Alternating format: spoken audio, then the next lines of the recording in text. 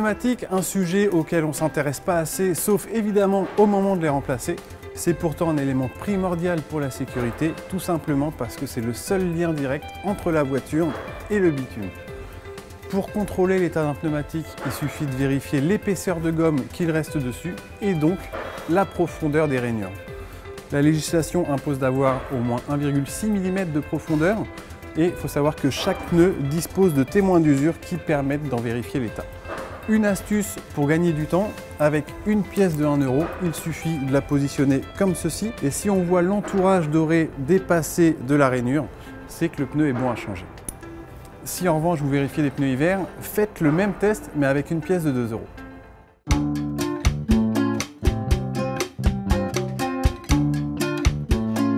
La géométrie, ça va peut-être vous rappeler des cours de collège, mais sur une voiture, c'est pas ça, ça correspond à l'angle des roues les unes par rapport aux autres. Évidemment, ça va jouer sur la qualité de votre freinage, sur la tenue de route aussi et sur l'usure des pneus.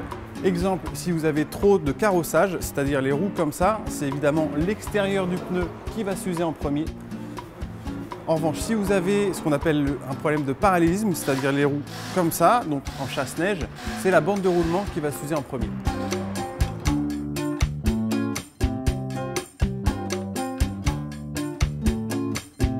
Le réglage de la géométrie des trains roulants n'est pas quelque chose que l'on peut faire soi-même, il faut évidemment s'en remettre à un spécialiste. Un pneu, ça se gonfle, c'est très important pour la sécurité, ça joue sur la tenue de route et aussi sur l'usure du pneumatique. Mais justement, pour savoir à quelle pression gonfler ces pneus, il faut soit ouvrir la porte conducteur, soit la trappe à carburant. On y trouve un petit tableau où toutes les pressions préconisées sont indiquées. Faites attention, si vous prévoyez de faire un long trajet avec femme et enfants et bagages, donc voiture chargée, il ne faut pas hésiter à surgonfler légèrement le pneu, mais ça aussi c'est une donnée qui est indiquée sur le tableau de préconisation.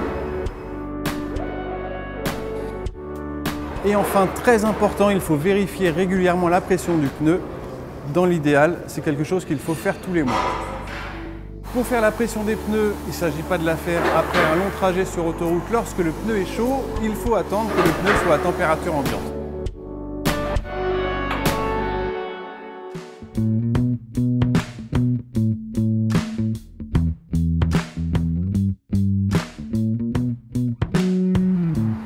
Certains centres auto proposent de faire la pression du pneu avec de l'azote. Ça présente quelques avantages, notamment une meilleure tenue de la pression du pneu dans le temps. Pourquoi? Tout simplement parce que, contrairement à l'air ambiant, l'azote n'est pas soumis à la dilatation lorsque la température augmente. Dans le cas d'un pneu gonflé à l'azote, on peut se permettre de contrôler la pression seulement une fois par saison. Pour un gonflage des 4 pneus à l'azote, comptez une grosse quinzaine d'euros.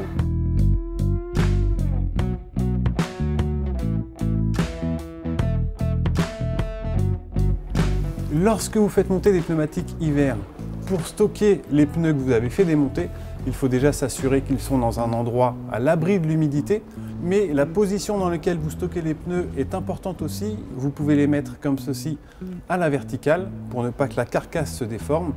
En revanche, si les pneus sont montés sur jante, vous pouvez également les positionner comme ça à l'horizontale et les superposer.